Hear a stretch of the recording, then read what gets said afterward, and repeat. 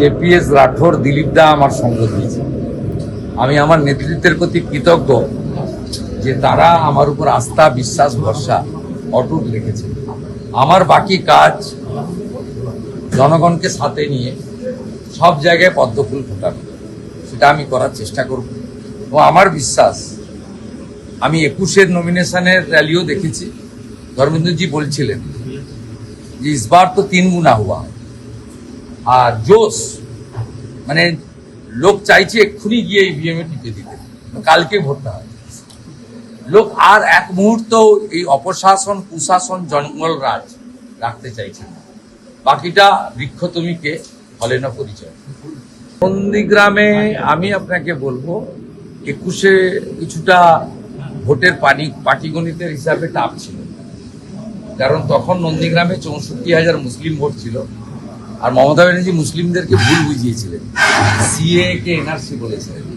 আজকে মুসলিমরা বুঝে গেছে যে মোদিজি আছেন, সুশাসন, সুরক্ষা তারা পাবেন। অতএব আজকে মুসলিমরা ওদের চক্করে পড়ছে না, আর হিন্দুরা আরো ঐক্যবদ্ধ হয়েছেন। তাই নন্দীগ্রাম এখন অনেক সহজ। আর ভোটের পাটিগণিতের হিসাবে এসআইআর এর পরে ভবানীপুর তো বিজেপির আবার হয়ে গেছে। ভবানীপুর বিজেপির প্রথম নয়, আমি জিতলে প্রথমবার জেতা হবে না। 2014 সালে যখন মোদীজি প্রথম প্রধানমন্ত্রী হয়েছিলেন, তথাগত রায় দক্ষিণ কলকাতায় প্রার্থী ছিলেন, তখন কিন্তু ভবানীপুর বিধানসভায় বিজেপির লিড হয়েছিল 2000-এর।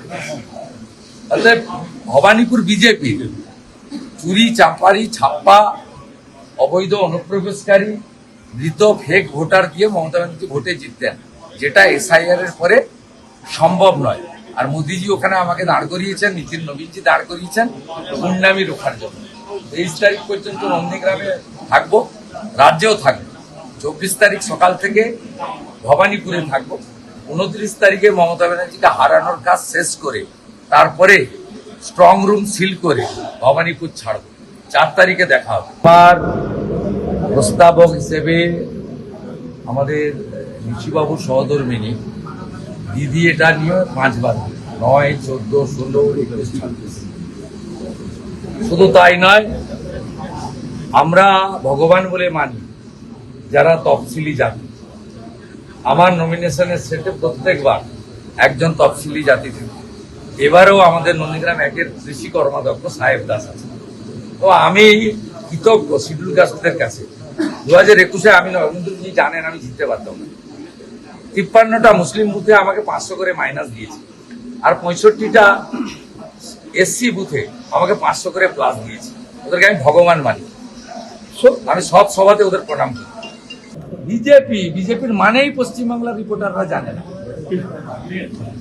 BJP at the end of the day we all are BJP, we all are Indian. BJP জানেন না কত মানে শৃঙ্খলিত একটি পার্টি। যা নির্দেশ দিবে দিলীপ বাবু যেমন পালন করবেন, শুভেন্দু অধিকারী তাই পালন করবেন। জানেন না বিজেপি সম্পর্কে একটু আপনাদের জানতে হবে, পড়াশোনা করতে হবে। মিশন একটাই, মমতা হাটাও, বাংলা বাঁচাও। কোনো দুটো মিশন নেই।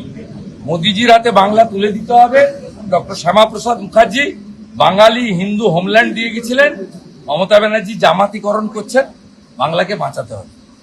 চাকরি, শিল্প, কৃষকের সম্মান, সর্বোপরি ধর্ষক মুক্ত বাংলা। আরজিকর আর না, আরজিকর আর না, সন্দেশখালি আর না, সন্দেশখালি আর না।